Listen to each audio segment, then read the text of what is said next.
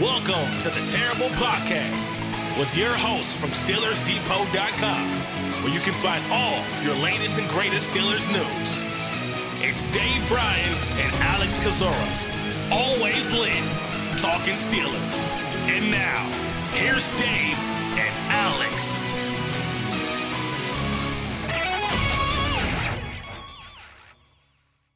Welcome to the Terrible Podcast, Season 12, Episode 120. He's Dave Bryan. I'm Alex Kozora, SteelersDepot.com. Thanks for being back with us here this Wednesday, Steelers Nation, 24 hours until day one of the 2022 NFL Draft. All the talk and chatter and speculation, and man, there are a lot of rumors and smokescreens going on right now in the NFL, Dave.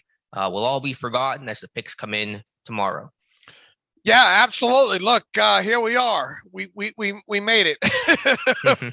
Finally, about mock draft out. Not only our own mock drafts, but the major media ones, and it gets like this every year, right? You know, you're about ready for the real thing to happen, and for the speculation to come to an end there. But yeah, look, I mean, this still, I don't think any one of us can sit here and say, would bet the house of what the Steelers pick will be. And if indeed we think they'll stay at 20 overall there. So there's still some mystery very much so involved in this. And especially once you get past the first round and all. And as we get through the weekend, we'll have several new Steelers that we'll be talking about. And then we'll transition into that post-draft phase where we have a lot of film rooms on these kids and cover the press conferences. So yeah, this is another kind of marking point in the off season and an exciting one at that.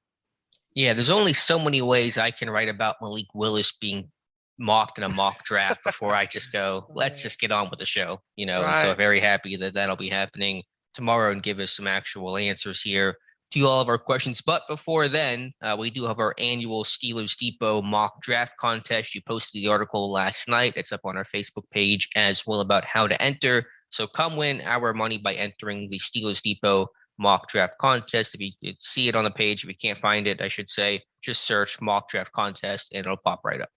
Yeah, and this should be pretty standard. We've done this format for a few years now, and mostly this format came about because of trades and stuff like that, and changing from the old format. But in short, we're looking for people to name off 50 different players.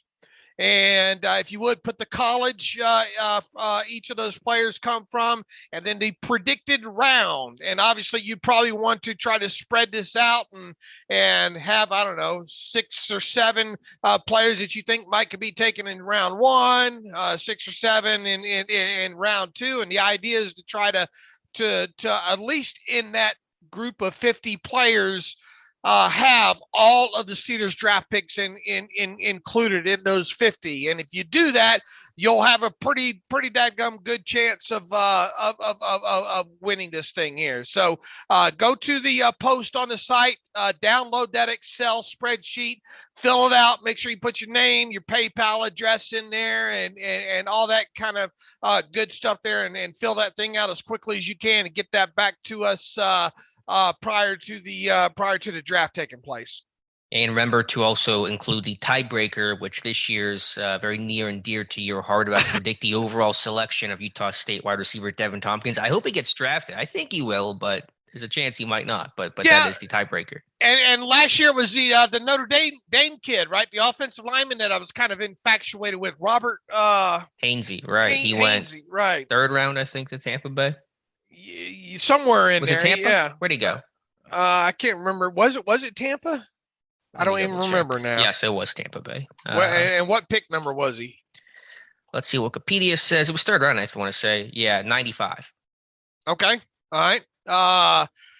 And this year, Devin Tompkins, and someone reached out to me on Twitter and said, well, what if he doesn't what if he doesn't get drafted? Well, then I would suggest you put the last pick of the draft in there. That way you'd be the closest closest to the retail price, right? And it's the equivalent of $1 And obviously, if we have multiple people that have that, we'll figure out some sort of tiebreaker, or we'll just go ahead and pay people the same price. We'll be more than fair about it, like we've been with this thing throughout the whole life of the contest and all. Where do you think he winds up getting drafted? I know you haven't watched. And shame on me if you watch near amount of tape on Devin Tompkins that I have, but I assume that you watched a little bit on him. Where could you foresee him being drafted? Well, I suppose that's a decent segue into my 7-round mock draft we went up today, mocking every single pick in this draft as I do annually, picks 1 through 262 with blurbs for every single one. And I'm a little optimistic here. You've convinced me. I had him going 168 to Buffalo. All right. And before we get into this, man, I worry about you, man. You don't smoke, you don't drink coffee, you don't cuss, and you take on projects such as this. I'm super worried about. You know what's going to happen? You're going to end up living a long life, or a really short one. It's going to go one way or the other.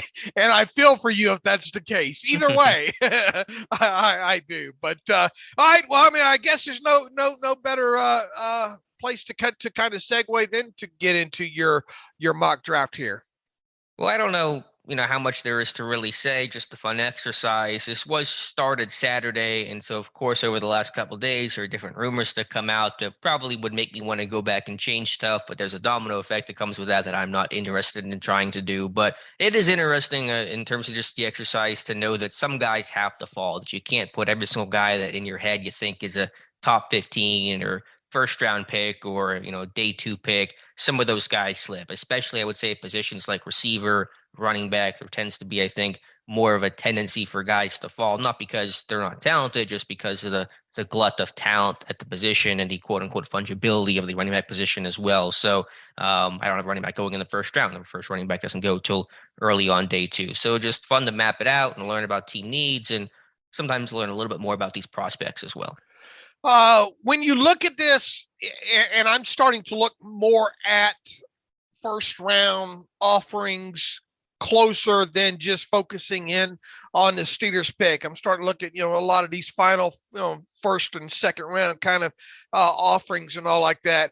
And then you have reports, especially this past week, and you get them every year for the most part. But, the one in particular about, teams feel like there's really only 16 or 17. What's the latest number floating around about true first round, graded picks in this, in this year's draft that you've seen 16 or 17? Is that kind of the number? It's about that. I think the general feel is that there are fewer first round graded players in this class than there are in past classes. Does it feel that way personally to you? I think so. I agree with the people that say that calling it a bad draft class just in any year is pretty just cliche. That's generic, yeah. Yeah, it's pretty toothless, I would say. But I think when you have a class that doesn't have the, top quarterbacks that some of the recent classes have, last year we're talking about 3-4 quarterbacks, slam dunk first round, just kind of a question of where they would go. You knew Lawrence was number 1. After that was a debate. And so that naturally, I think, reduces some of the first round grades overall when you only have maybe one quarterback or no quarterbacks that some teams have as a first round graded guy. I would agree with you when looking at this in totality. Obviously there's some guys like Hutchinson and Trayvon Walker and Evan Neal and Ahmad Gardner, Jameson Williamson, Ikem Ekwonu out of NC State. Several guys that you feel, those are first round guys. Even a Jordan Davis, who we're going to talk, I think, a little bit more in depth about on this podcast. But there is a point where you start looking at a lot of these guys. You're thinking, man, am I pounding the damn table? Saying draft this guy for my team outside of, let's say, the first 16 or 17 selections, rank them how you will. And some maybe that I would put in there, others probably wouldn't put in there, but it does indeed feel like man, it's like 16 or 17 guys in here that maybe you pound the table for, but you get outside that and it kind of feels blasé. I mean, yeah, Zion Johnson's a nice product, but I mean, are you absolutely slamming your fist down for a guy like that? Kenyon Green out of Texas A&M, another one. Name a few more in here that could probably fit that category. Olave from Ohio State, good player, but I'm not sure if I'm slamming my fist down on the table for him. Dax Hill out of Michigan, Treylon Burks out of Arkansas. You see where I'm going there, and I think you kind of agree there. So where am I going with all this? Well, obviously the Steelers pick at 20. And we'd like to think, or at least I think that they would like to have a quarterback here. And the long story short, man, I'm back where I had been throughout this whole thing, and you probably would agree with me as well, man. If you have a quarterback that you deem is the top of the top quarterback in this class, and one that you think could potentially be a franchise quarterback in this league, why would you just leave it to chance that he'd fall 19 picks down to you, especially if you don't mock draft other teams and you don't give a damn about trying to predict what other teams are going to do? You're stacking your own board. Why wouldn't you go get the quarterback that that you deem top of this class, if indeed you have one such thing? Sure. And to your point, there may be more of an opportunity to trade up this year if teams are viewing this as kind of a weaker first-round class and looking to move back. And so I know that a lot of people get upset when we talk about potential trade-ups for a quarterback. Oh, man, bad. You took a couple. You took a couple for the team last night on Twitter, did you not? And I was not trying to say it as in I want to do this. I'm just spitballing ideas about what potentially a trade up could look like. But that is apparently a very bad move to do. Are you okay? I'm here. I'm wounded though, for sure. But yeah, I saw. I didn't look. I love you, but I didn't want to get involved in that. No.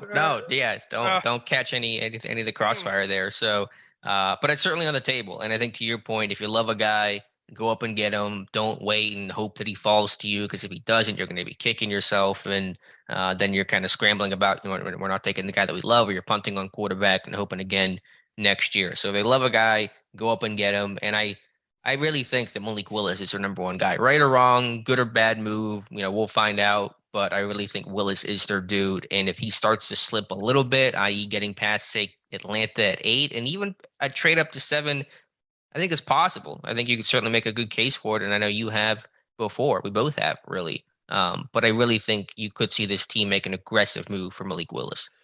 I do as well, and once again, it goes back to, look, people say, man, Dave's got it. Dave's got it from Malik Willis bad. No, I've got it from the aspect of I am the most intrigued when it comes to Malik Willis and what he may or may not be. Heck, for all we know, Carson Strong might be the best quarterback of this class. We don't know. I'm not going to sit here and pretend I'm some sort of Bruce Arians quarterback whisperer here.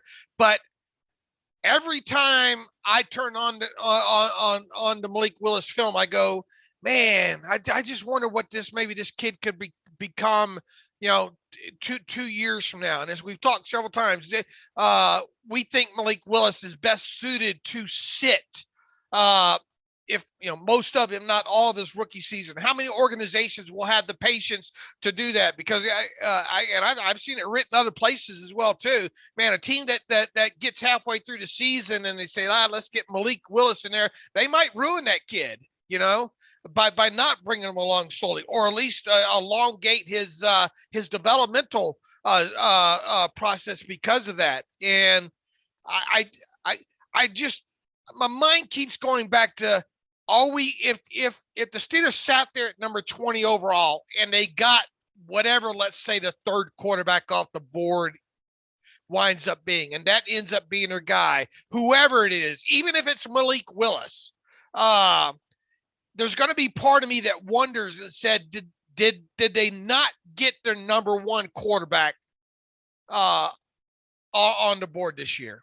Right. Just to play devil's advocate to that, let's assume that scenario happened. I mean, if that happened, then that means obviously nobody traded up to get Malik Willis. And so if you're Pittsburgh and you're just constantly having an ear towards, is someone trying to move up to get him? Do we think anyone ahead of us is going to get him? And the answer to that is consistently no. Then really, why trade up? If you're monitoring the situation and you're not hearing about other moves and you feel like he's going to fall, then don't give up the picks to get him. Yeah, but they don't care about what other teams do. They mock their own board. Well, no, I'm not talking about a mock. I'm talking about like during the draft. If you're calling teams ahead of you and you're calling Washington and 11 and saying, hey, are you guys getting offers? And they're saying, no, we're not. Or, if you just feel like no one's taking a quarterback, then because there are some teams, obviously, you can cross off that will not be taking a quarterback. So, I mean, if he falls, then, that's kind of the get your cake and have your cake and eat it too scenario. Yeah, but people lie, man. I know. No, I know there'd be a risk there. Like I said, I'm just playing devil's advocate. I trust nobody. I mean, I'm going up as now. Obviously, look, you would say, well, David, if that's the case, you trade up to number one, you go get your guy, and you do that. I think there is within reason. Let me ask you this: where does that conversation really become serious for you in terms of if Malik Willis gets to pick X, you start really picking up phones and trying to make a move up? What number is that? Is there a number? I think it's 7 because there is that wonderment about Atlanta is intriguing from several different aspects. A, because kind of a newer kind of coaching staff still in there. B, Malik is from the Atlanta area. I could see them thinking, boy, look at, we would sell some season tickets if we had, local product, Malik Willis in here. He's a quarterback. He's probably the closest thing.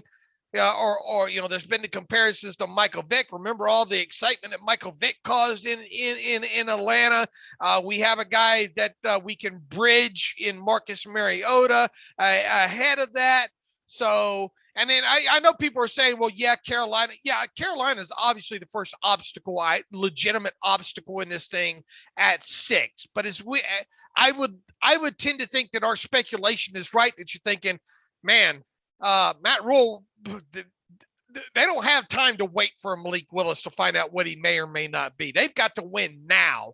And they supposedly have already told Sam Darnold that they might draft another quarterback, yada, yada. It just feels like that. And it has the entire process felt like Kenny Pickett is that kind of guy that they would go with at the quarterback position if they did draft a quarterback there. So to me, it starts at number 8 with Atlanta because, man, I better get on. I don't know what Seattle's going to do, even though I don't think they would take a quarterback. I don't think that you can entirely rule it out. Now, however, if you thought, all right, well, 8, we're willing to roll the 6 and 8, we're willing to roll the dice that he will make it past 6 and 8, Then the question becomes, do you try to get to 9th at Seattle spot? Somewhere in there, 11th at the latest, I think is the spot that maybe you try to aim for. Right, and that's Washington, and they, I think, don't have a lot of picks this year. Let me check my mock draft. They pick at 11, 47, and 113. So, yeah, there's a gap there where you could see a move. The thing that I mentioned on Twitter yesterday that I got killed for was, and I know this entire time, myself included, we've talked about working around Carolina. But what if you traded with Carolina? They pick 6 in this draft, Dave, and then they don't pick again until 137. And so they have not a lot of picks, and they have a roster that needs quite a bit of help. And so is there a chance where, you would trade with them, Carolina goes down to 20, can still get a quarterback at 20, I'm sure, and pick up some other capital? I think that's a scenario that should not be totally discounted. Well, they certainly would want picks in this year's draft, right? Of course. Yeah, of course. So, and obviously you would think that to go up that high, it would cost you your own first and at least a second, right? And maybe something else from this year. Oh, more though. Absolutely more than just that. I mean, what I mapped out, what I got killed for was this year's first, next year's first, and this year's second. Okay. I'm not saying I would do that. I'm just saying that's probably what it would cost. Right. I mean, in the same vein at number 7, that's costing about the same, I would say. But once again, look, I don't care who it is. It for all I care, it could be, Carson Strong. It would, this goes back to that terrible take that I had, weeks and weeks ago in the conversation that we had. Man, I don't care if who it is and the guy ends up busting. At least you showed the the conviction that that's your guy instead of sitting there at 20.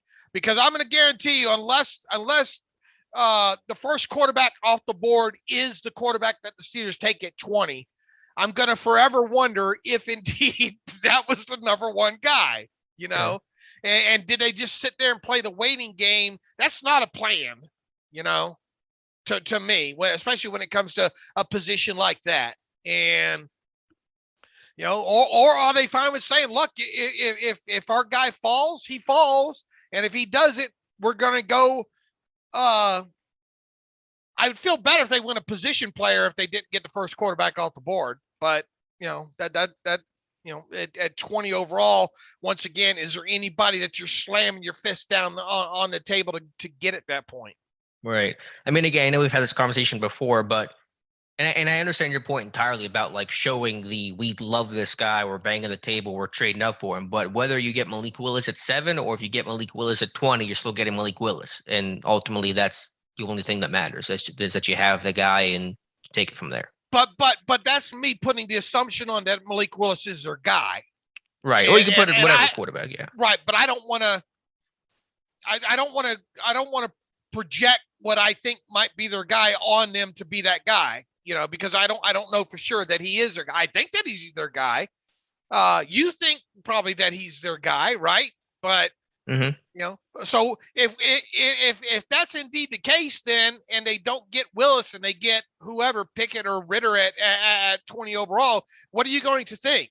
Well, they just had it didn't matter. They had first round grades on these guys. Move along. Yeah, so I'm reading something here from Josh, apparently, and I don't mean to change topics here, but Josh is saying, I don't know exactly where this is coming from, that David Carr talked to Mike Sullivan, and Sully told him he liked Matt Corral, whatever that's worth. Huh. Okay. I mean, I'm sure he likes a lot of quarterbacks, so I don't want to freak out over one thing, but I did, and I repeat your question one more time. I don't want to duck it before I change the subject. No, just are we going to be left to wonder? I think Malik Willis might be their guy. You think Malik Willis might be their guy? I mean, what if Malik is not the first quarterback off the off the board, and the quarterback they end up taking? Are we going to sit there and always wonder, man, was that really their guy? We will, and that's the hardest question: is if it's not Willis for whatever reason, who potentially could be the next guy? Is it a Matt Corral? I mean, is it a Kenny Pickett if he falls? Is it a Desmond Ritter? Is it a Sam Howell? You could make a case for all those guys. And I did on Twitter yesterday, because in this offseason, Kevin Colbert and Mike Tomlin have both been asked, what is the most important trait to you when it comes to the quarterback position? Kevin Colbert said accuracy. Mike Tomlin said competitiveness, the intangibles, the want to, the desire to win. And my question was, what quarterback in this class of that top 5 checks those boxes the best? Right, and you've been on the Matt Corral train for a while. Yeah, and I think as far as checking a lot of boxes for the Steelers specifically. Right. In this case, checking just those 2 boxes. I know there's quarterback evaluation is so much more than that, but just a very narrow focus just for the exercise of it. What quarterback to me has the best combination of accuracy and competitiveness? There was no wrong answer. I think you can argue other guys, Kenny Pickett, you could argue for sure, but I would answer that Matt Corral. Okay. Now, does that mean they'll take him? Of course not. Again, the evaluation is much more than that. But if you're just looking at those 2 traits, and apparently here from what Mike Sullivan told Carr, although obviously Sullivan's not so dumb that he would be spilling necessarily who they'd be taking. And of course, he could like other quarterbacks. He could like a guy more than Tomlin does. He's not making the decision here. So, But that is interesting. I do want to see the full context there, apparently, from what quarterbacks coach Mike Sullivan told David Carr. It is interesting that Matt Corral, for whatever it's worth, Matt Corral is on the list of players that are going to be present at the draft, right? And how many final mock drafts have you seen that have Matt Corral going in the first round? Not that that's a barometer of anything, but right? I mean, yeah, not many. Now, could that be where someone trades up back in the first round, gets him? You're right. No, I think I know that this team has to really love Corral just being that gamer, even if they hate him as a player, which I doubt they do. But even if they do, like they just love the competitiveness. They love the guys who played in bowl games. And was he the only quarterback? Oh, Ritter, I guess, because he was in the college football playoff. But Pickett skipped his bowl game. Willis played, right? Willis played in a bowl game, right? Did he play in his bowl game? Okay, I thought so. I believe you. I think you're right. And I know Corral and then Howell. Did they have a bowl game with Carolina? I'm sure they did. I'm trying to remember. I thought Howell played in a bowl game, didn't he?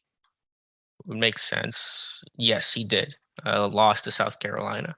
So okay, right. There are more guys who played in their bowl games than I thought. But Corral, especially given the injuries that he had, it would have been certainly almost the expectation that he was going to skip that game just because he had been beat up so much during the year and he needed to kind of get healthy and get, and obviously ended up getting hurt in that bowl game even more and couldn't, missed a good chunk of this pre-draft process. So I think Pittsburgh will love that kind of thing about Matt Corral. Okay. Well, I mean, and it looks like that what you just referenced from our own Josh Carney looks like that, and Josh will be writing that up right now. I think looks like that comes from Dave Damashek interviewing David Carr on his podcast. Yeah, and so it's the smoke screen season. Say that 3 times fast, and we'll see what happens. But that's why I can't discount any of these top quarterbacks because they all, I think, to varying degrees, make sense. All right. Well, I mean, look, and here's the thing. I mean, are you going to get who in the top 19 picks would take Matt Corral? I mean, it's the unpredictable nature of it. Could the Saints do it? I suppose that's possible. You're always worried about could someone trade up that's sitting behind you at 20 and come up and get somebody. I think you always have to consider that possibility as well. But in terms of like teams that could take a quarterback ahead of Pittsburgh, it's Carolina, it's Atlanta. I won't entirely rule out Seattle, although I find that more unlikely at this point. And it's probably the Saints, and the Saints have 2 picks there at 16 and 19. Well, once again, I think you get to a spot here. At least I will be forever wondering if there's one quarterback that's been taken, at least one that's been taken before the Steelers pick it and say they stay put at 20th overall, and the Steelers end up taking the 2nd or 3rd quarterback in this year's draft. I will forever wonder if that was their guy. That's a fair point, and I think it's because of the way this class is this year, Right, but ultimately, you have 1 or 5 guys. You can probably make a good case for that being your guy. Now, obviously, sure, whoever the guy is, I mean, I'm rooting for that guy to be the guy because Lord knows that it's so hard to win in this league if you don't have a franchise guy. But I will forever wonder if indeed that was their guy, if you know what I mean. No, I do. I understand. But ultimately, we'll just end up judging the player. And if he works out, great. And if not, then it doesn't. And that's ultimately what matters. Did you have Corral going in the first round of your no, you didn't. No, you have Corral going in this thing. 40th to Seattle, but of course I don't predict trades in this mock draft either, and so that's always the wild card. Trades could certainly throw a monkey wrench into this whole thing. Could you see the Steelers moving up a couple spots to get a guy like Corral? Yeah, I think if he's their guy. I don't like saying no to anything. That would be a little more surprising than, say, a Willis. But, yeah, if he's their guy, then, as you said, go up and get your guy and make sure you're secure. I mean, if you're hearing if there's chatter that someone else might be jumping in or someone else might take him, then, yeah, be aggressive to get him. And if you're only going up in that case, let's say 3-4 spots and you're giving up a 3rd-round pick or some future pick, then how could it not be worth it to secure that guy? How do you think, not that it matters, how do you think Steeler fans would react to look, they're going to react to any of these, any pick, in general. I don't know where the point I'm trying to make here, but I guess what I'm trying to make is which pick of the quarterbacks would create the most pushback, if that makes sense. That's probably the proper way to phrase it, because they're going to be Yinzers that'll be destroying some TVs regardless of who they pick. But which quarterback of the 5 would produce the most broken TVs in Pittsburgh? I would say probably Malik Willis, especially like a heavy trade up for Malik Willis. And then really any What about quarterback's Malik Willis at 20? What would be the broken TV factor ratio in that? I guess a little bit less, but maybe some broken lamps on the broken TV scale. But yeah, I mean, any quarterback's going to create a lot of polarization in terms of some people will love it, but I think the majority would dislike it, mostly because they've been told so much during the draft process how bad this quarterback class is. Well, it'd be a giant victory for you if Matt Corral ends up being the pick, because you've kind of, I think you've kind of championed that cause more than anybody else that I've seen.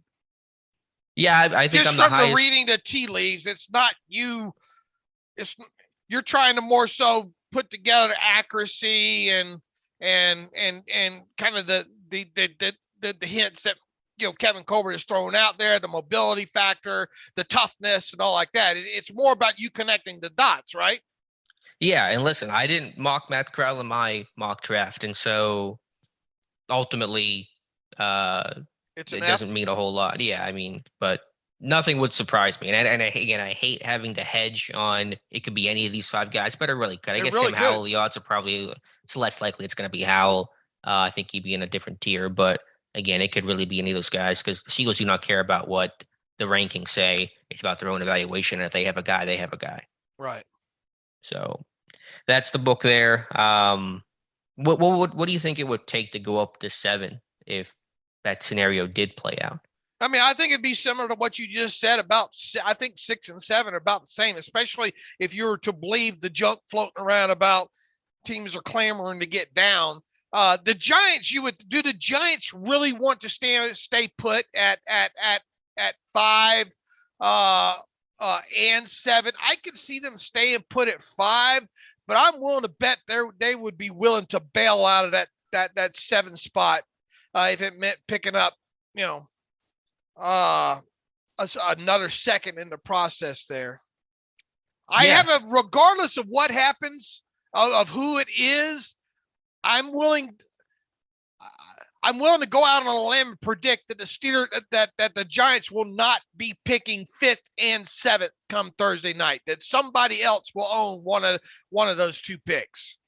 Yeah, that's fair. There's been a lot of rumors about the Giants wanting to trade down for months now. That was kind of the catalyst for why I wrote that original trade scenario article, I don't know, 6 weeks ago, whatever it was. And so I could certainly see that happening. And 7th would make the most, most sense if it got, if you get past the Carolina pick, because quite honestly, Carolina might not want to go down that far in the first round on top of it, right. But they also need capital. So the further they go down, the more capital they can pick up. If they go down 4 spots, they're only going to pick up maybe something less significant. Right. So I don't know, 7th, and not that we should all be pulling out our tinfoil hats right now, but I just wonder if Kevin Colbert let something slip the other day. He's talking about example going to 20-7, or if that's just one of those Pavlov dogs, number between 1 and 10. Most people choose 7, right. Kind of situation there. It does feel like if they do go up, 6 or 7 might be the sweet spot. I think so. And then I think you would look at 11 with Washington as kind of the next line in the sand. But if it is 7, you're going to give up probably a first and a 20. Second and a first, probably. Yeah, I think that sounds about right. Probably first, second, and next year's first as well. And again, people will hate that. But they will. They'll go through the roof if that happens. I think just in general, at least, this team will be willing to trade up. They were willing to trade up for Devin Bush, and they love Devin Bush. And if they love Malik Willis at a more important position, they're going to be willing to try to move up to some degree, at least. And look, and I don't know how much you can read into it, but the re-signing of Edmonds at least lowers. I've been kind of thinking all along, and you probably have for several weeks as well, too, that, man, this team's probably going to address the safety position within the first 3 rounds of the draft, right? Yeah, that's been my thought. My thought as well, too. Now, if you say, well, we don't necessarily need to dedicate one of those picks.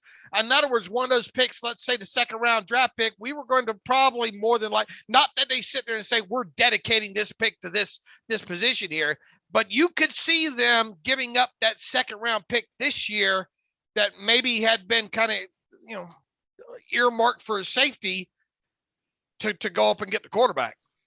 Sure. I think that makes sense. And what they won't do, at least what they didn't do in 19, was they don't want to give up both of their day 2 picks. Colbert made it very clear after making that trade, they wanted to have at least one day 2 pick. So there's no way I could see them trading both a second and a third this year. So that's why it's a second this year and then something else next year. And that, of course, being a first round pick. All right, here we back are spending 15 minutes on speculate. But I mean, this is the last podcast we're going to have until the draft there. But yeah, I mean, I guess what we're trying to say is to have people prepared that this team could still potentially trade up, and if they don't, then there's a chance that I mean, trying to read through some of these reports and who says what and all, but it would make sense that, look, you can make a strong argument. It could be Ritter, it could be Corral, it could be Willis, it could be Pickett at 20. So I don't think we're really breaking new ground when it comes to that aspect there. I think just the overall thought that this team could move up is something that I think has to be considered. Absolutely, for all the reasons we laid out there. So let's take a break from the quarterback talk for a moment. You wanted to discuss someone on the other side of the football, big Georgia nose tackle, Jordan Davis. Right. And I spent a little bit more time going back and looking at some of his stuff and all. I think it'd be a little bit surprising if he's still on the board at 20th overall, but I think you could run through some scenarios where the possibility exists, maybe where that happens. I tell you, one of the biggest fears, though, and this happened in that ESPN Nation mock draft that they had yesterday. What if that guy ends up on the Ravens? Oh Lord, how would you like to move that guy? But I mean, just looking at this, I guess looking at the Steelers in general, I mean, this guy truly is Godzilla, right? I mean, this is a huge human, at 340 something pounds. Let's say he did somehow wind up being the Steelers pick at 20th overall. Is he an every down player? Short answer to start, no, not in the Cam Hayward every down sense of the word. And obviously, if Stephon Tuitt were to come back, those are your two guys, majority of the time, your starters and sub package, your nickel and dime. But there certainly could be more value than just a typical interior plugger, and just given Davis's freaky athleticism and ability to move in space. But he's not all that as a pass rusher, right? No, I think he's unrefined. I think he's a better athlete than he is an actual pass rusher right now. But can you work on the hand use and work on the technique and clean some of those things up to improve that? I think you can. I mean, he definitely is. I mean, he is a chore for what was the weight on Kenny, the Packers, Kenny Clark. What was his measurables? Do you remember? I can look it up. I don't remember off the top of my head. I mean, he's very well built. Do you get kind of a Kenny Clark feel with him? A larger version for sure. Yeah, the body type is so tough. Clark was 6'2", 6025, 314 with 32-inch arms. So I mean, he's 30 pounds heavier than he is. And he's 4 inches taller, and I think he's longer as well. So I really had a tough time trying to come up with a comp for Jordan Davis. Mine was a little funny, but I was trying to be serious with it. And this is a little biased. The Big Daddy Lipscomb, the old Steelers D tackle, was one of the first big men to play in the NFL who's actually a really good athlete, 300 pounds in a world where there weren't 300 pounders. And so that was my comp, because I honestly just could not figure out whose game he best related to of the current crop of guys. I mean, even Casey Hampton coming out, and Casey Hampton in sort of his sloppier looking. Now back then, the sloppier the better, right? Because right. because you're running that Okie front, and it was 2 gap, and all you had to do is not be moved, right? Sure. You didn't have the 1 gap it was more two gap and just hold your own and let the linebackers eat. Now, it's not so much nowadays. You expect your defensive tackles and your nose tackles to be able to do both, to two gap and penetrate. And he can mess up a running game, man. I'm here to tell you this guy can penetrate in a running game. I kind of wonder where the value is with him as a pass rusher, and if indeed he starts off as a nose tackle and he's not, how are you going to get this guy on the field in obvious passing downs? Yeah, there's a chance to rotate him in, but the question is just, is he a really talented player who does his job well? He does. And for Pittsburgh's standpoint, and I've been more optimistic about the D-line and the run defense than most people, but I can understand Pittsburgh's perspective of we had a historically bad run defense last year, the worst in franchise history, not just a bad one relative to the year, but the worst the Steelers have ever had a defense that's always been known for great run D. So why not take the best run defender in the draft? Okay, I just wondered because there was pushback years, just a few years ago, the Baylor nose tackle that you and I both were high on that ended up having a knee issue and he's bounced around all over the place. Who was that? Andrew Billings. Yeah, Billings. Because of teams playing these more hybrid fronts and nose tackle really kind of being a first down type of position, it just makes you kind of wonder, because of the way this guy is built and the things that he does best, if you're only going to be getting a part-time player out of that. I'm trying to envision past his rookie season, is this guy going to be one of your, sub-package, defensive ends? Sure, I get that. I would just ask I'm not trying to take away from I know who he is as a player, because he's, like I said, when he's on the field, you notice him, but just at the NFL levels, then that next step there, and how is he going to function as a sub package, guy that has to rush the passer just as much as he'd have to play to run?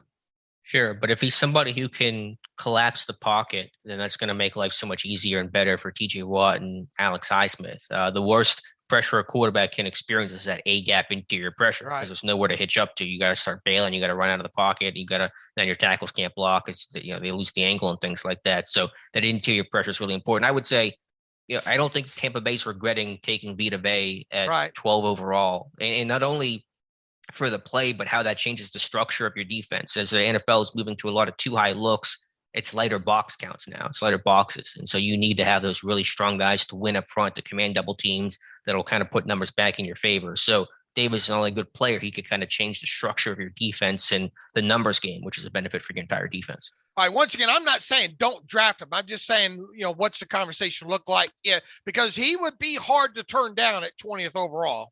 Extremely hard. Right. And Tomlin does not expect him to be there, which kind of tells you what he thinks about Jordan Davis just in general. And so I'm sure Tomlin loves the dude. Yeah, right. I mean, and I do as well. So I'm just trying to have because we haven't really had much of a conversation about him, and we already tried to get to the Lewis Sign scene talk the other day, and I just didn't think that we had dedicated enough to maybe the potential of Jordan Davis falling to the Steelers at 20th overall, because he's one of the guys. He's one of the guys. I think that there's a legitimate conversation of pounding the table for, especially that far down in the first round. And I think he's that kind of guy that you would potentially could see people in that Steelers war room saying, "We got to get this guy. This is a gift."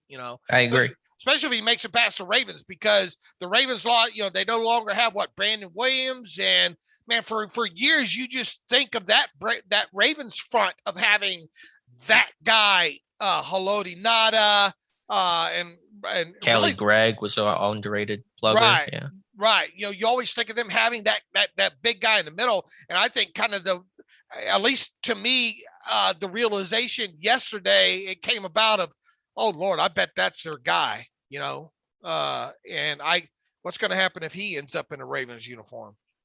Kendra Green, look out. But any center, I don't care if it's Mason Cole, I don't care who you're playing there, it's gonna be an issue for sure. Right. All right. So it's a good point there. Right. I just want to make sure we touch on that, especially if for somehow, some way he fell to the Steelers at 20 and he ended up being the pick. At least we've had some sort of lengthy initial lengthy conversation on him. And if Kyle Hamilton fell in that same vein, does that conversation change? I think it certainly has to. I mean, I don't view that as much. I like him. I think he's a heck of a player, heck of a playmaker. I'm not as passionate about him as I am a Jordan Davis. Is that from the sense of the player or the odds that he'll actually fall to 20 or both? No, it's both really, because you could create scenarios where I think Kyle Hamilton's on the board, Mm-hmm. So what about the game concerns you?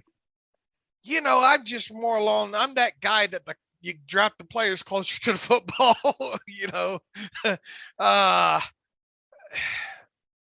I mean, he's going to be your strong safety. Yeah, He'll be close to the football. I just don't have the same. I don't see some of the bigger upside that a lot of the other people see. One of my guess. Okay, I think he'd be a great pairing, especially in that strong safety spot next to Minka. I mean, you would have, I think, in due time, the best safety combination in football. On the flip side, I've defended the dude too, where people say he's just not as athletic. I mean, there's times on tape where you think, oh my Lord, I wish I didn't have that kind of close to that athleticism and all like that. I mean, he's a playmaker. I just if you're asking me apples to apples here, right? With Jordan Davis, and even though they're two different positions, I'm just more passionate about a guy like Jordan Davis than I am. No, I get that. Kyle Hamilton. Right. I mean, but from a positional value standpoint, from a snap count standpoint, which is kind of the question you're posing about Davis. That's not a concern with Hamilton. This team needs a safety, right? I mean, right. Well, not only that, but I'm just saying Hamilton's going to play 1,000 snaps for you every year because he's your starting strong safety. He never comes off the field. Okay. Davis obviously is going to be a more rotational guy. So, and I'm just kind of putting that argument out there. Okay. I mean, look, there are, we've gone down, I think, the list of guys that, come into play there if it's not a quarterback. And, I think it's Jordan Davis is in play, obviously, because pro day attendance. Obviously Lewis Seen, I think, is in play. And didn't you write up something about some people? He's going to end up in Tampa Bay at 31st or 30th overall, whatever the pick is. That's where he's going to probably end up if he doesn't end up in Pittsburgh. I could see Lewis Seen landing there. Obviously Hamilton, you can make an argument. I don't know, man. I mean, makes you kind of wonder what would cause a guy like Kyle Hamilton to still be on the board. I mean, most people have Kyle Hamilton rated as a better prospect than Jordan Davis, right? Yeah, it really sounds like the concerns about the 40 time, the overall athletic profile, and safeties. I mean, it shows up on tape. So I'm not worried about the testing. Yeah. Well, I mean, he was viewed as a top 5 guy. He's not viewed in that way anymore. So something's had to change. Something's got to give. Okay. I haven't watched enough. I mean, I've watched some of him, but I haven't watched enough on him to think, man, people just mad because he didn't run fast or what? I mean, on tape, there is some tightness. He's 6'4". He's a pretty tall dude. In terms of trying to change directions, he's not going to be a great man cover. He doesn't cover like a corner, obviously. And you watch the Cincinnati game. I mean, Ritter picked on him a couple times, and so he's not a perfect prospect. And so I think maybe the concern there is about some schematic limitations, some overall coverage limitations, some space limitations to a degree that may be pushing him down. Again, safeties don't tend to usually go super high. DBs in general, in terms of top 3, are more exception than the rule, and so occasionally that position gets pushed down. Okay. So we'll see. Let me ask you this question, and this is a hard question to answer, so apologize in advance. But what do you think our blind spots are in the first round, at least for this draft? Do you think what could we be missing that we go back and look back when the pick is in and say, man, how did we miss that? I'll answer that first. My thought was, okay. I was going to say corner and Andrew Booth. Right. Underrating that's Andrew Booth. Exactly where I was going. Okay. But did we somewhat have a conversation about him? We have. There's not a lot of time obviously spent on it.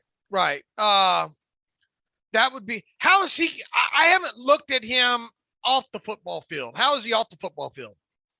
I didn't do the report on him, so I don't have too intimate knowledge of him off the field. Let me check the report. Yeah, I know what you're asking. I know our own Straley did it over a month ago. Let's see if he has anything here. Not seeing anything in terms of captaincy. Just it may not be listed here. Reading the bio section. Let me see if I've not heard anything bad, obviously, but I don't know of anything super positive. Let's see what Clemson's website has to say. He plays the run and all, right? So yeah, really athletic guy. Not seeing anything about he was a captain in high school. I'm not seeing anything about him being a captain at Clemson. But again, I've not heard anything negative from a off-field standpoint on him. Right. And he was one of the names that kind of we in as part of the exercise. I think we kind of both threw him out. Right. Mainly because don't think he's going to be there. Right. No, I think he's going to be in that range. I think Davis and Hamilton are much more likely options to be gone by 20. I mean, obviously he could, and him not working out, the Steelers have shown in the past, No, I don't think that's true. Cam Hayward didn't work out. Najee Harris didn't work out. No, what I'm saying is that the Steelers have shown in the past they don't care about that stuff. I mean, I'm sorry. Heath going all the way back to Heath Miller, Right.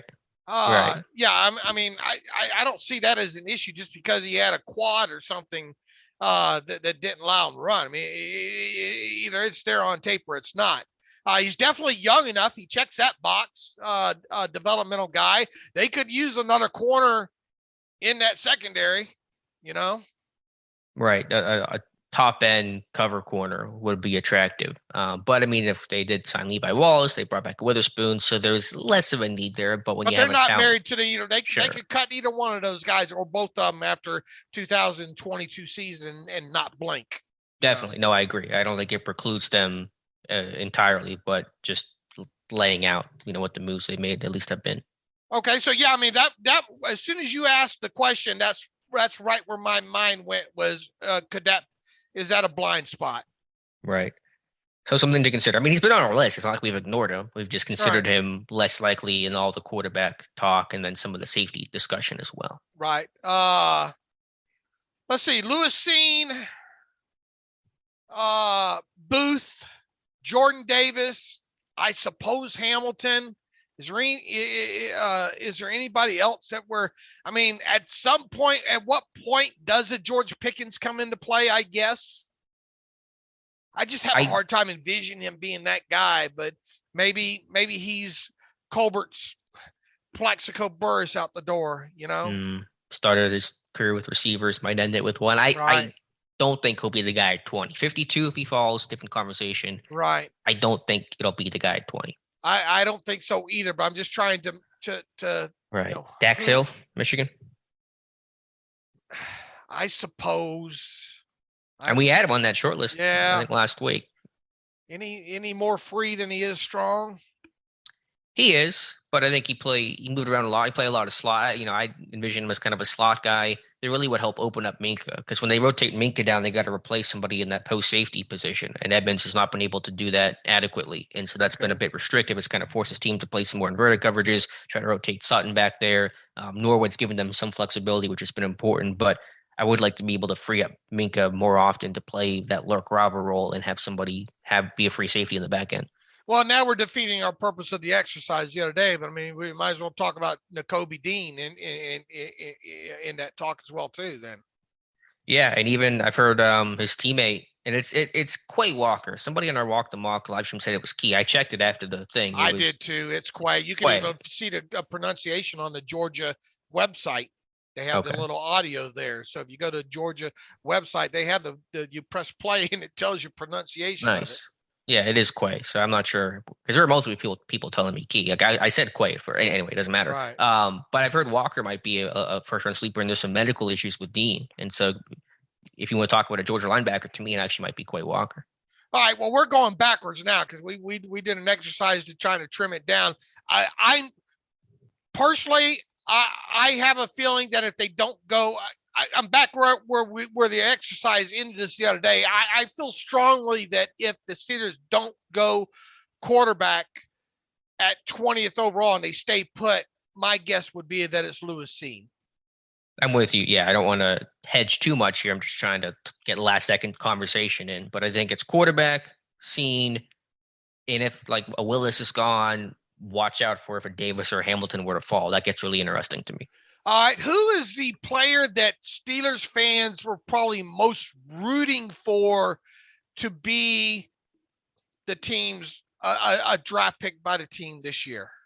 In any round? In any round, who's the one player that Steeler fans are probably rooting for the most to be drafted by the Pittsburgh Steelers? He might be leading me to water here, but I'm going to go Sky Moore. I did. I led you right to it. All right. I'm drinking. Right to it. Yeah. He would have been in my mock draft except for him being under 5'10". So everything else matches up. Mm-hmm. No, it does. And he, did have that local visit and talked about getting to see Tomlin again. And it was not like the first time they ever met him. And so their conversation was kind of different. It wasn't a get to know you. It was kind of, hey, how you doing? Good to see you again meeting. And you want that slot receiver. He's a little short, but again, he's not small. I mean, that's the thing for me. It's not like he's a 5'9", $180, looks like me out there. I mean, he's pretty rocked up. He's 195 with big hands. So that inch, makes him short, but he's by no means a small dude. Yeah, I would think of everybody in this. I mean, I struggle to even come up with who would be in second to Sky Moore. Connor Hayward. Is that too cliche? Yeah, that is. I suppose that is. I mean, that's so late though, But that matches. Yeah, that probably would be the second place guy, right? Probably. So, but yeah, I don't know if there's as clear a consensus this year. I guess maybe there usually isn't.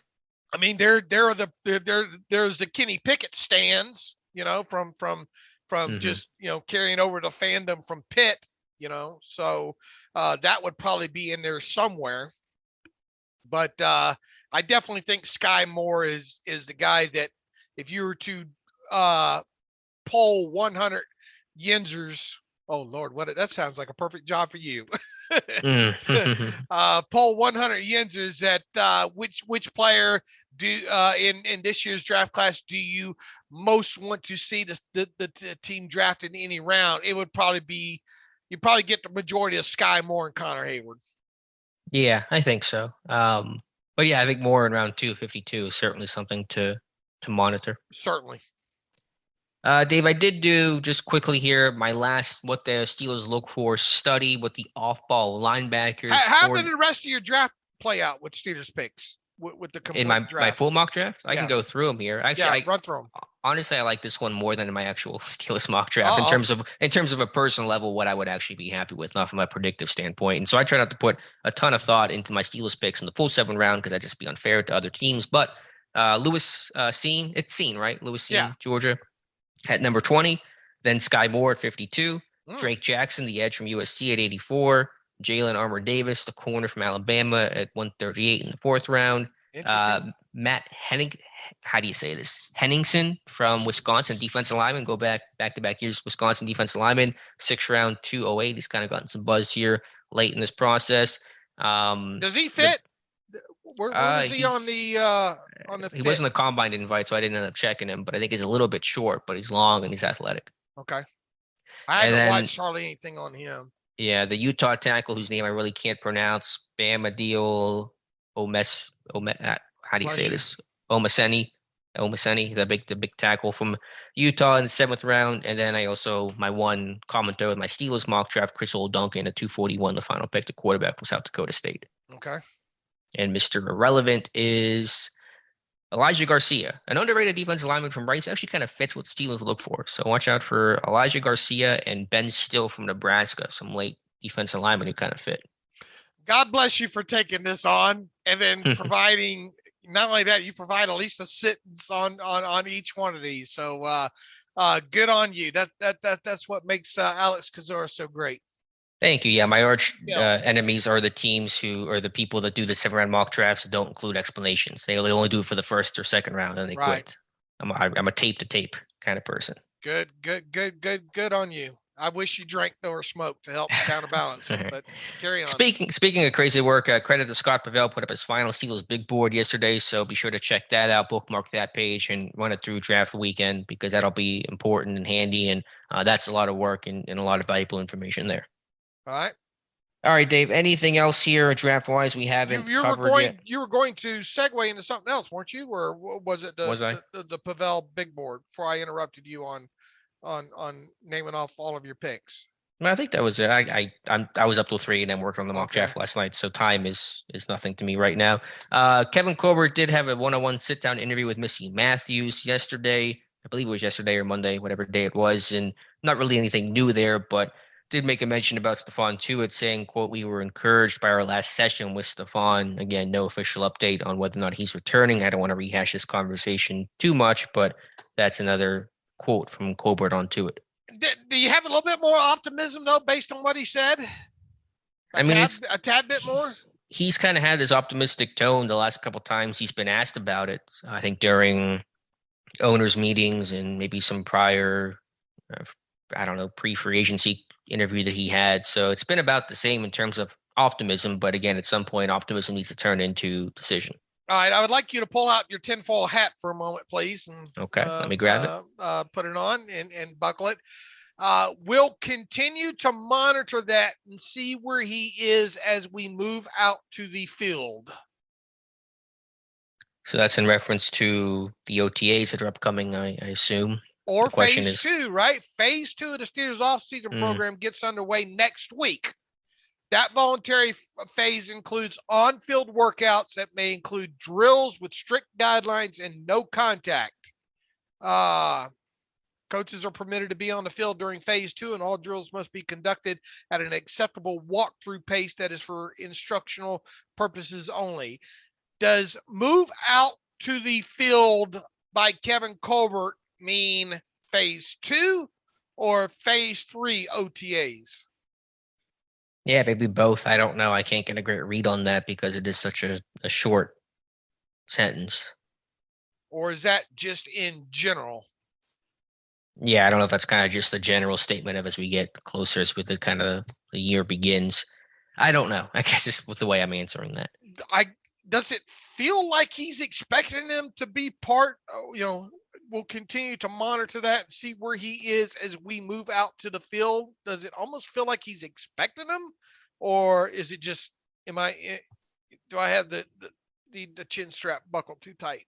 Maybe a notch or two too tight. I mean, sure. I think the hope and their belief is that he'll come back, but I don't know if that's a certainty in their eyes. All right, maybe it's the internal optimist in me coming out. They've been they've been optimistic. I mean, that's certainly the way they've been trending. They've been talking like he's coming back, but again, nothing's official till it's official. Bad, Dave. Bad. Down. We'll knock that sense out of you. All right. I just, not much more than Tomlin provided, but a little bit more. But I just wanted to hit on that real quick.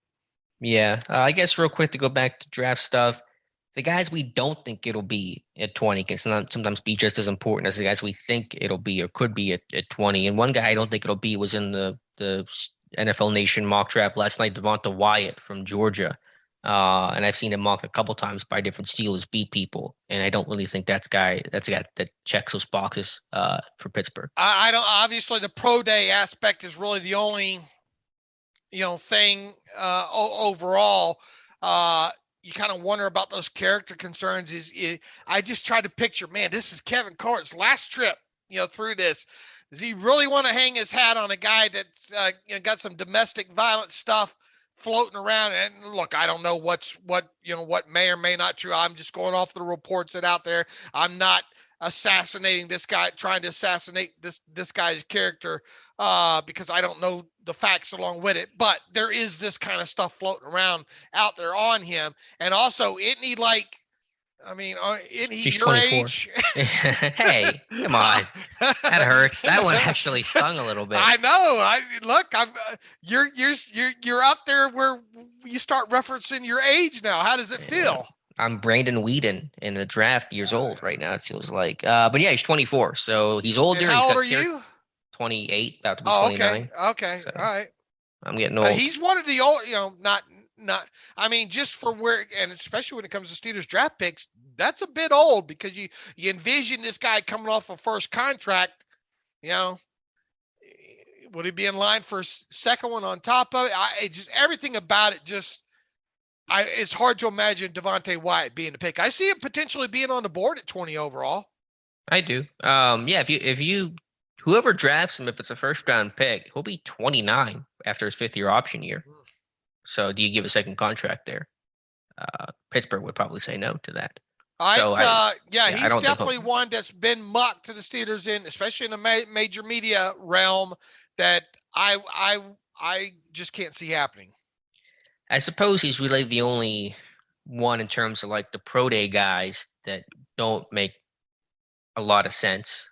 Any others that stick out to you that you feel like, theoretically that could be the guy, but probably not? I just wonder about Jameson Williams, Alabama. If for some reason he was the fall, is that somebody the Steelers would bypass? Now, I will say the history of them taking guys who are actively injured and coming off major injury in the first round, I don't think there's much of a history there. I know Hayward, Harris, Miller, but those guys were all ready for camp, were they not? I mean, Harris obviously was. Right. I think the 411 right now on Jameson Williams is that trip to PUP that you'd get him probably around week 7 or so. Right. And so the rookie season might be a bit of a wash trying to catch up after all that time missed. And so has Pittsburgh ever drafted a guy that was unavailable for portions of their rookie year when they made the pick?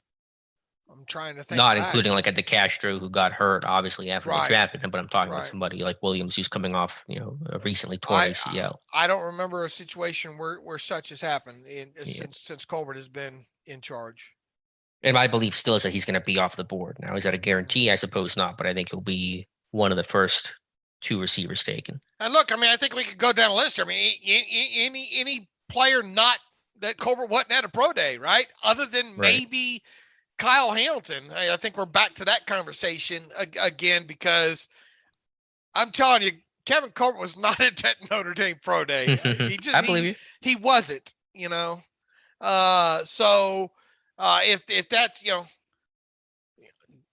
now they did bring him in for a visit. Now, was that planned all along, or is this one of these things that, look, they kind of look at these guys?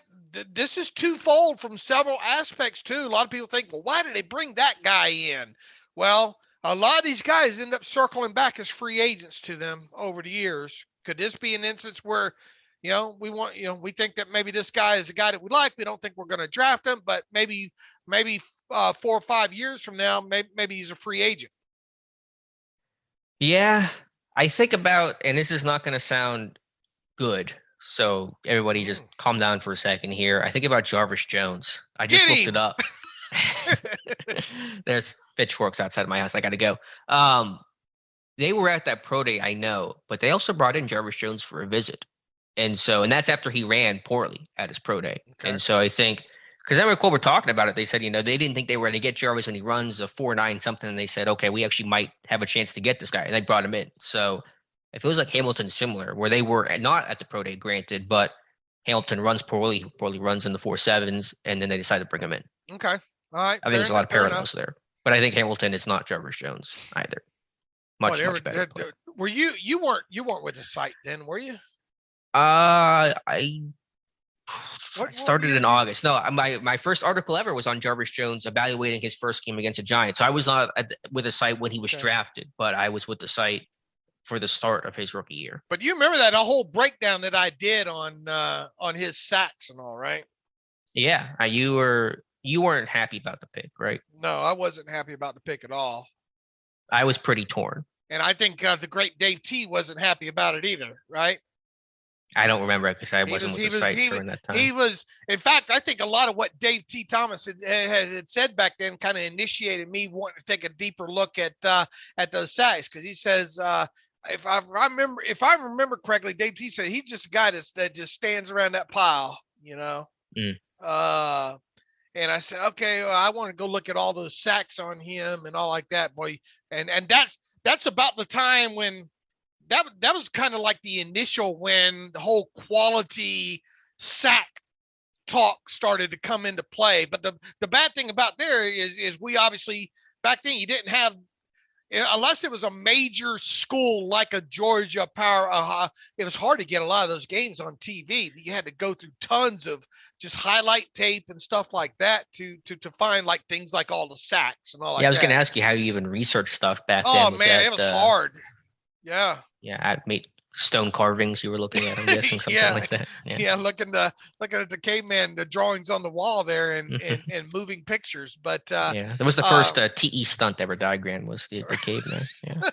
But I was able to find, I think, all but like one of them or something like that. And anyway, the Jarvis, I'm not surprised one bit that he busted overall. Who is the worst pick? Artie Burns, Jarvis Jones of the Kevin Colbert era? I'll say Artie Burns. I think I've had this conversation before in an article or something. Neither were good. Both were busts, obviously. But Jones had a forced fumble in the playoff game, I think. And so he made some impact plays in the playoff game. And Artie Burns never made an impact play. Right. Ranking up there as far as words, I mean, Senquez Golson never saw the field, but that was that injury related more than anything else? He never, the dude literally never played a game. Yeah. I mean, one of the few players who have never played a game. Never played a game. Obviously, people point to the whole Lima Swede thing, right? Yeah, that was when we all thought he was a steal. Like, how does this guy fall? What a great, and then no. Right. So here's to us not having a guy in this draft that we're talking about in that realm as Kevin Colbert gets out the door. One other thing real quick, man, I have a late addition to the Dave Bryan kind of Dave Bryan's guys, if you want. There's not many of those this year for me. Jeffrey Gunter, man, I'm on this guy's train all of a sudden here. And the great Owen Straley of ours talked to him at the Shrine Bowl as well too. And we have an interview up on the site of Owen talking to him.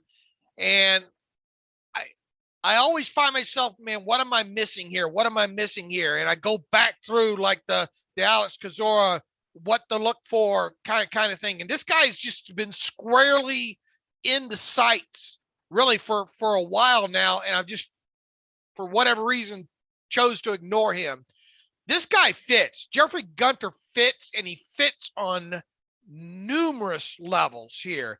You want to talk about D'Angelo Malone fitting, a guy that you and I both throughout this process out of Western Kentucky says, oh, we can really see that guy, being the edge, the outside linebacker that the Steelers draft this time. I think Jeffrey Gunter trumps D'Angelo Malone, to be quite honest with you.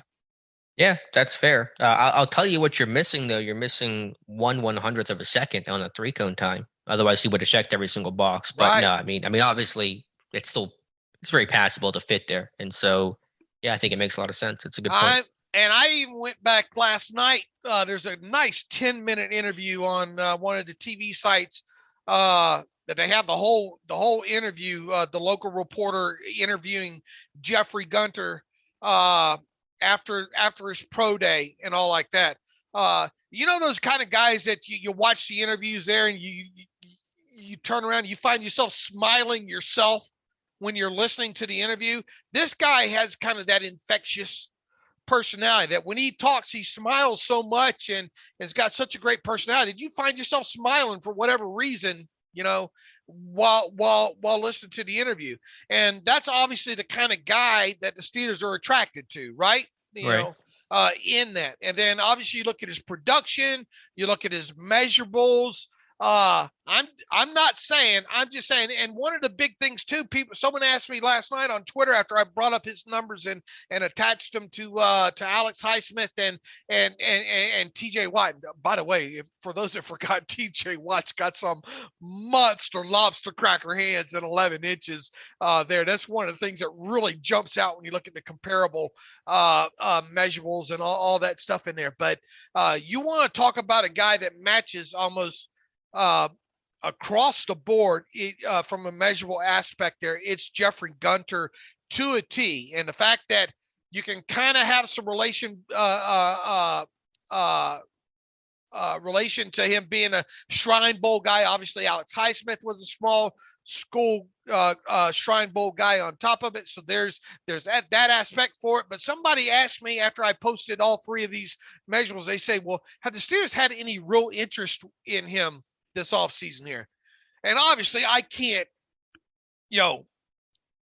affirmatively answer that question, yay or nay, but it got me thinking. I said, well, let me go back and check Alex's pro day tracker. And then I went down the rabbit hole, and I know you know that rabbit hole all too well. All right, let's go seeing what all we can find on the pro day coverage here on there.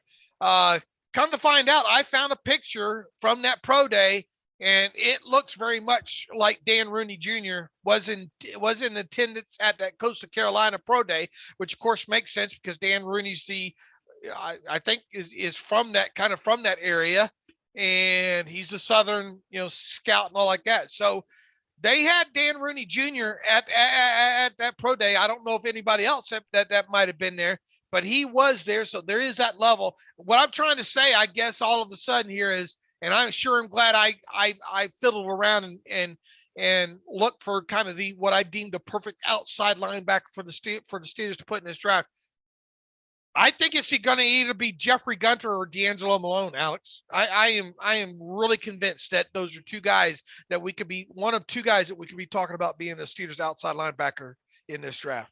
Yeah, it's really good sleuthing. Now, Rooney was there last year, too, at Coastal Carolina. As you said, he's kind of from the area. They had a guy last year, Teron Jackson, who's similar profile to Gunter, and I think we kind of talked about him a little bit. But, yeah, Gunter fits. It makes sense. What round do you think, if you could just kind of fourth ballpark at fourth? Okay, that sounds about right on Gunter. I mean, that guy sticks out now. I mean, when you go through this with a finer tooth comb, that guy sticks out big time. As a guy that you would think the Steelers, and the whole character, the whole 9 yards. Plus, he does the whole touching hands too. That's important. That's on the scouting report. The fusion. What do they call that move? The fusion. You got it right. Okay, all right, the fusion and all like that. So, he's not up there with the Colorado State kid, Broncos. Shaq Barrett. Yeah, Shaq Barrett, but he's damn close after going back through and doing some late scouting on him. Tested a lot better than Shaq Barrett. Barrett's one of those guys that kind of overcame the poor testing because I know his RAS score is really low. So that's my late addition to one of Dave's guys, Jeffrey Gunter. I will say it does suck not having that 5th round pick. There's a big gap there between the 4th and the 6th, and you got the awkward 2 7s. And so draft day, could this team move up again? Maybe, but I think it's less likely this year than it was maybe last year, past years. I tell you what, Kevin Colbert sure has talked a lot about making sure he has that draft capital throughout this thing.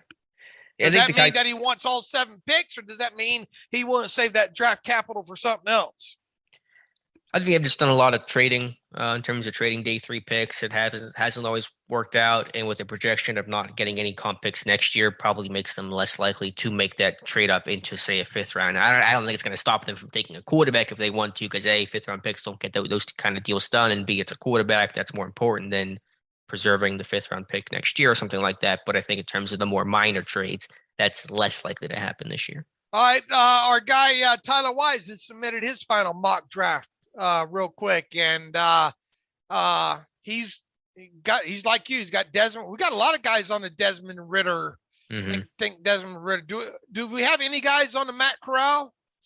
It's on the others considered list on Tyler's, but no, I don't believe anybody mocked. I think everybody on the Depot team except Andrew mocked a quarterback. Andrew went off the beaten trail with Tyler Linderbaum, actually, which would be historical, but everyone's free to do what they want. Everyone else did quarterbacks. I think the only 2 quarterbacks that were mocked, though, were Willis and Ridder.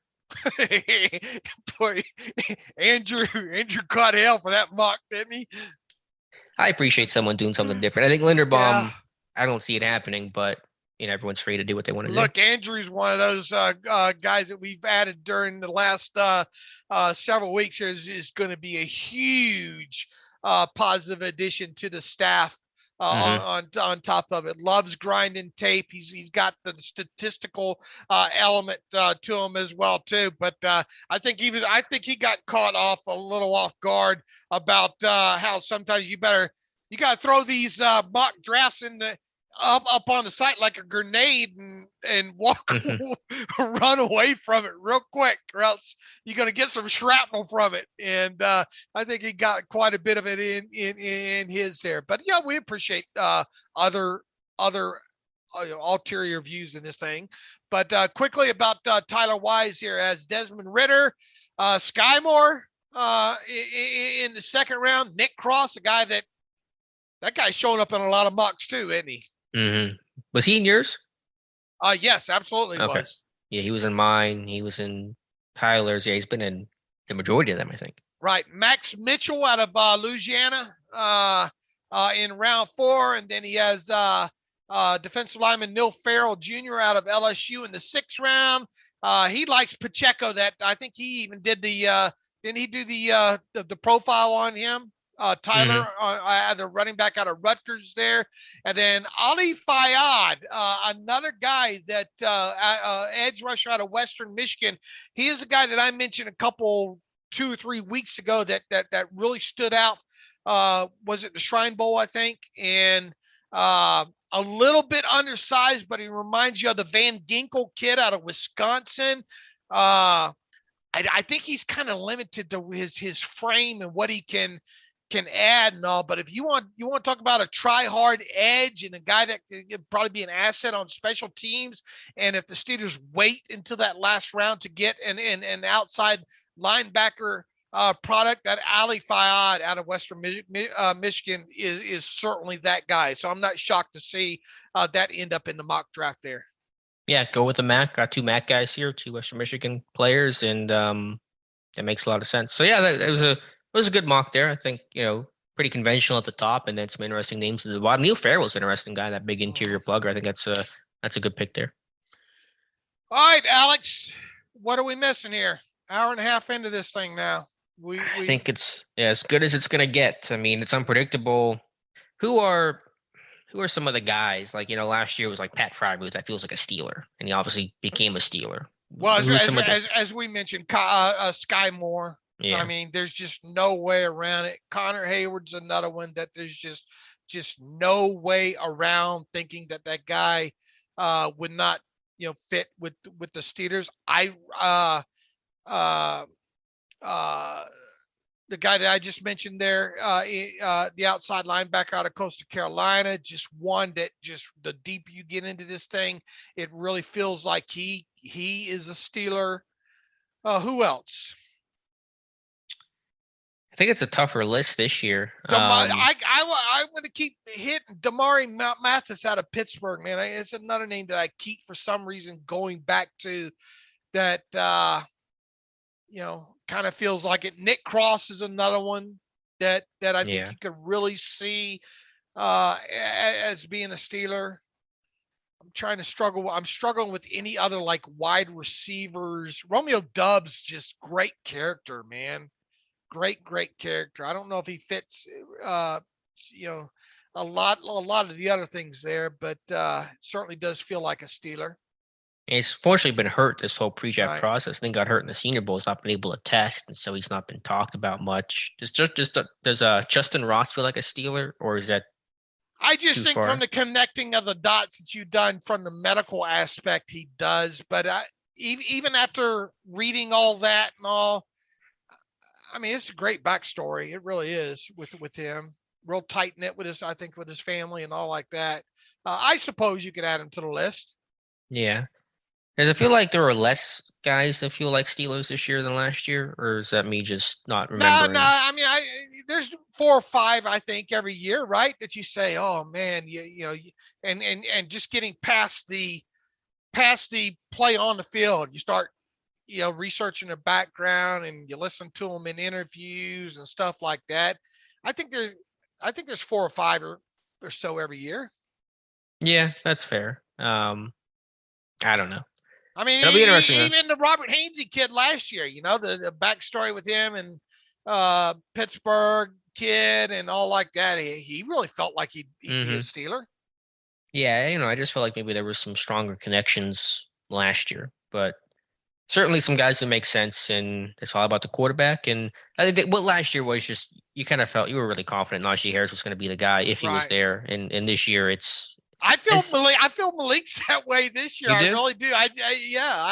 I feel I just have felt once again all along I have needed a reason to not put him as my first round draft pick. And people say, well, he's not going to be there on the board. Yeah, I get that. But I just have felt like they've been attracted to that guy throughout this process. And I have not I never got a good reason to come off him potentially being the Steelers' first round draft pick, whether it be at 20 overall, whether it be at 5 overall. Well, I get the Willis vibes the way I got the Devin Bush vibes of, I think they obviously really like this guy. It's a harder projection to think if he'll be there. I think he could be, as you've mentioned. Willis has a better chance of going to 20 than Bush did of going to 20. Bush had no chance of making it to 20.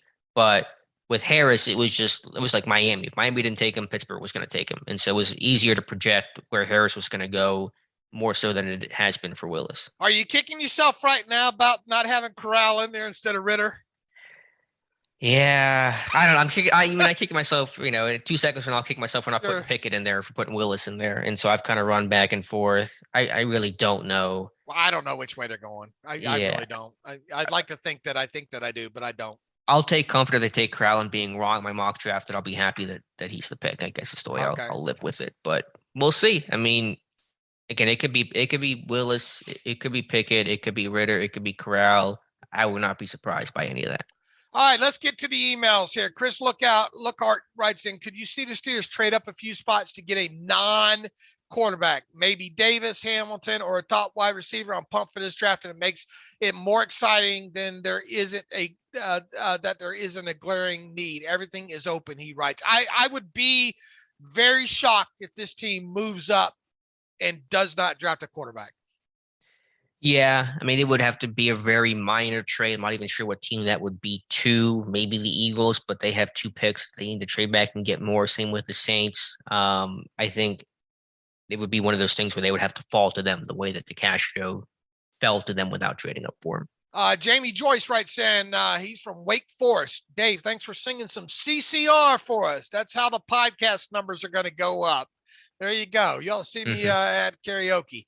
My question, what early round draft picks excited you the most in the moment they were drafted these last 20 years? I really started engaging in the draft process about 10 years ago, and there's nothing more exhilarating than seeing someone you really wanted on the team drafted. He says, for me, it was when they got Bud Dupree. I did a lot of homework on him and heard constantly he'll never be there at 22. He says, I did a lap around the house when they called his name. He says, I'm curious what picks got the best reaction out of you both. Well, look, I mean, 2004, when Roethlisberger, I just had this extreme, and you didn't have the tape back then. You didn't have the coverage or the scouting reports and especially with the small school kid. But I remember just feeling so happy they got a quarterback in the first round, kind of thing. So that was one that sticks out. The David DeCastro draft pick, I thoroughly enjoyed, especially after hearing people say he wouldn't be there.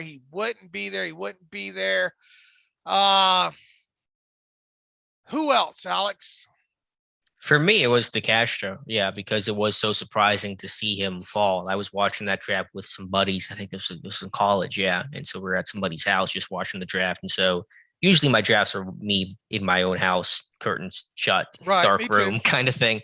So that was just kind of fun for the environment of it. And then just the shock of seeing DeCastro slip that far. I mean, even Hayward back when he came with Hayward, I was like, okay, yeah, I see it. I don't remember being TJ Watt.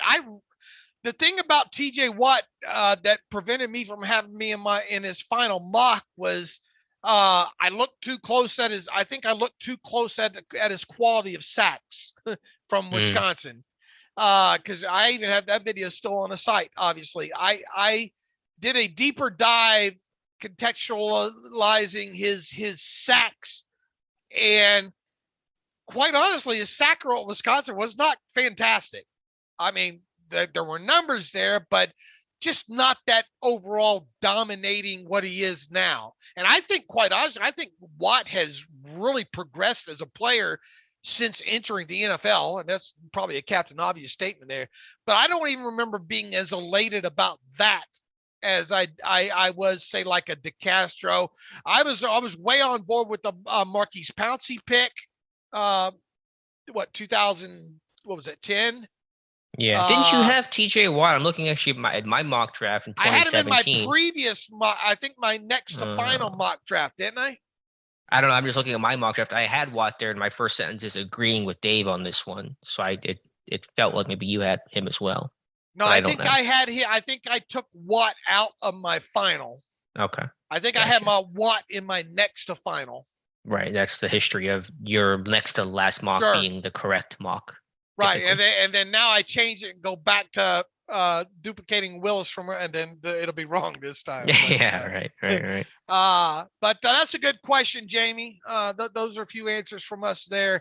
Let's see. Chuck Griffith writes in 2 questions for quarterback mobility. What level of mobility should the Steelers target? He says elite runner like Lamar Jackson, design quarterback running plays, Josh Allen, or get a first down when man coverage turns their backs to the quarterback, i.e. Mahomes, Herbert, others. Number 2, this is not intended to throw shade, just trying to understand. In past years on the podcast, you would say if a team doesn't have a franchise quarterback, they should keep drafting quarterbacks until they find one. This year, you have stated that if it were you would pass on quarterback. What would you say has led to this shift of philosophy? Man, I guess you could just say that this just the amount of work that I put in looking at this quarterback class, and just I'm not going to be breaking any TVs if this team does not draft a quarterback. Maybe that's a part of it, but point taken, Chuck, that if you don't have a franchise quarterback, you're always looking for a franchise quarterback. So within that, I think I've also said too, that if the Steelers have a guy, I would like to see them go get that guy, because that would show some conviction there overall. So look, Alex has 2 quarterbacks going in his mock. So there you go. Maybe Alex is subscribing to my principles there, or older principles. I just got to add some tight ends and some edge rushers, and I'm good to go. Real quick, I'm just reading the actual context of what David Carr said that Mike Sullivan told him, and Carr was kind of joking and asked Sullivan, because it was his quarterback coach with the Giants, said, "You guys taking Malik Willis?" And Sullivan says, "You know who I actually like? I like the kid from Ole Miss. What's wrong with him?" That's apparently the quote from Carr. You think he's deflecting? We could spend another hour on that. We'd spend 2 hours and not get to an answer on that. So I'm not going to think about it too much, but that is the context apparently of what Carr said Sullivan told him. Well, if indeed it ends up being Matt Corral, they tried to tell us. I think he fits. I mean, from the toughness, the accuracy, the RPO system, the play action. No quarterback had more yards off play action last year than Matt Corral, I believe is a stat the PFF pulled. So it fits. What level of quarterback mobility, like Chuck asked here? Sorry, Chuck. I don't mean to not answer your question. I don't have a number. I think functional, someone that can work the boot game, somebody that can scramble to keep the play alive, rush occasionally, maybe pull the ball in a read option every now and then just to keep a defense honest. It does not need to be a Lamar Jackson type of guy, just somebody that can be able to create a little bit when the play begins to break down. I don't know how to quantify that. From buddy Mark in NorCal, Northern California. Mark, dear Fungible Dave, please excuse Alex's absence from the show to allow him to catch up on all of the episodes of Welcome Back, Carter. Signed, Alex's mom. And you will not get that. It's a great reference from Mark, because there's a character, one of the sweat hogs that we talked about the other day, named Epstein. And Epstein always had a note, and the note was written by Epstein himself. Please excuse Juan, was the kid's first name, Epstein, Juan Epstein from whatever. And he would read this to Mr. Carter, and he would say, signed Epstein's mom. So that means absolutely nothing to you. I appreciate the token laugh you just gave me, Alex. You're welcome. But I am able to connect with a portion of the fan base because I am so old. So how do you do, fellow kids? Jim Bendis writes in Draft Day the movie. He says, I took Alexa Delarocco's advice and watched Draft Day movie and enjoyed it a lot. Thanks, Alexa. However, as I watched it, I knew that the movie took some artistic liberties with how the draft logistics. They had to keep it entertaining, I am sure. Question to you guys, even though you've never been in a draft room on draft day, is what is one or two things caught your eye that probably doesn't happen in the draft room during draft day, and what does happen during draft day?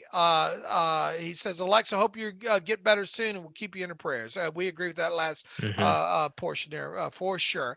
Have you seen the movie Draft Day? Yeah, and you know that's a movie that every time it comes on, I said I'm not gonna change the channel. I'm not gonna watch that because it's absolutely horrible movie. It's ridiculously horrible, but I can't stand it. It's that dang Kevin Costner. You can't not watch a Kevin Costner. That's the lead, right? I mean it's him, but it's not him. It's her. It's Jennifer Garner, and I can't stand her. I can't stand her. I can't stand. Why? I don't know. I can't. Like the commercials. None of it. And it's that other movie too where she plays the kid that grows up something 30 or something like that. No idea. Makes the wish, and she's all of a sudden 30 years old. She's like a kid trapped in her adult body and all like that. That's another movie it's horrible, and every time it comes on or I see it scrolling through the grid, I tune it in, and I can't stand her, but for some reason I have this attraction to her, I think. Okay, I don't know. I'm not unpacking Weird. that. To the question, what parts did you feel like were realistic and weren't realistic? There's a lot that I feel is unrealistic in there that I cringe.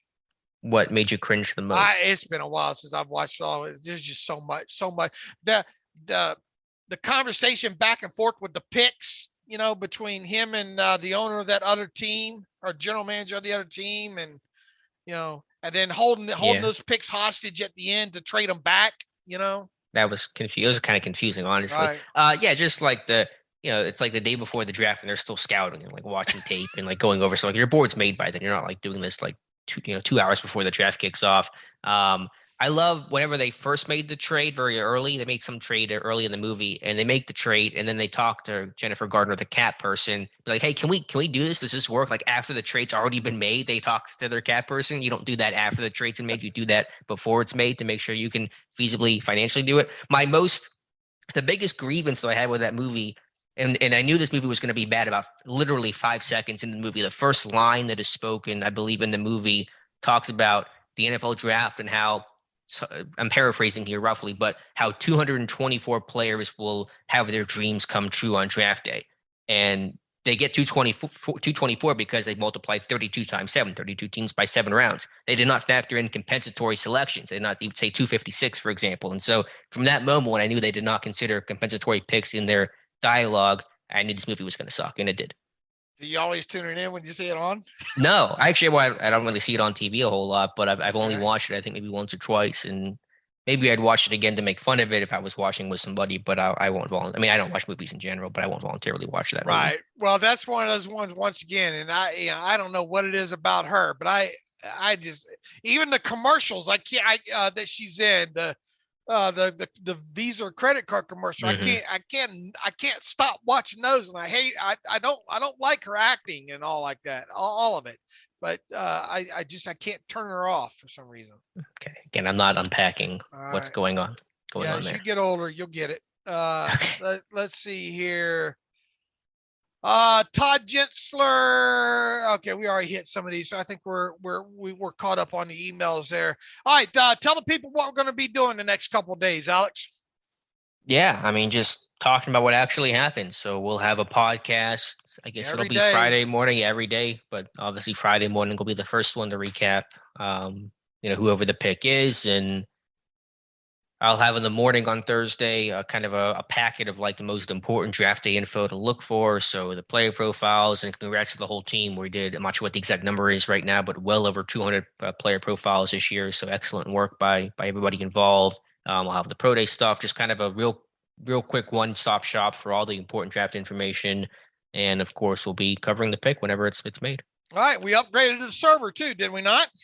Yeah, new hamster running that wheel. So I think hopefully everyone's experience on the site is pretty quick. It should be. Absolutely. That's what we're betting on this time around here. And once again, shout out to the Depot team doing fantastic work with these profiles, and just all you guys going to the Senior Bowl and the Shrine Bowl and everything. Just could not ask for a better. And Alex, right before you and I got on this thing, we said, I think it's just so amazing that you and I, look, we have to cover the Steelers, from start to finish. And even though I watch college football throughout the season, I know you do as well too. We really don't start learning about these players really until a week before about a week before the Senior Bowl comes. Sometimes not even then, depending if the Steelers are in the playoffs. I think it even puts you back even further there. But it's amazing how far I look back at this thing and think, man, I probably knew about 12 or 13 players decently, and one of them being Carson Strong, and the other one being Romeo Dubs, and another one being Cole Turner, just because being fascinated with Nevada this past offseason, and then to fast forward to where we are right now and be able to talk so fluently and having watched all this tape on there, I think it's just an amazing part of the process here. Yeah, we certainly are late to the process. It's like a coaching staff because you're so wrapped up in the season. There's really no time to scout ahead, but we work quickly, and certainly getting to talk it out with Jonathan and Owen and the whole gang helps, I think, accelerate our process as well and kind of think about what guys to watch for. Yeah, look, I really cherish those round tables there. I know you cherished going down to Mobile with all those guys. Mm-hmm. I cherished having Dr. Mel and Owen and Josh and all out here in Vegas. And that's going to be a thing moving forward here. And we had, look, we got a lot accomplished this offseason. Had Jonathan out at the combine this year. That was the first for Steelers Depot. Next year, I think we're going to have 2 or 3 people hopefully out at the combine next year on top of it. So just so proud of what everybody's done, and that includes you, Alex. I mean, because you're a big part now, obviously,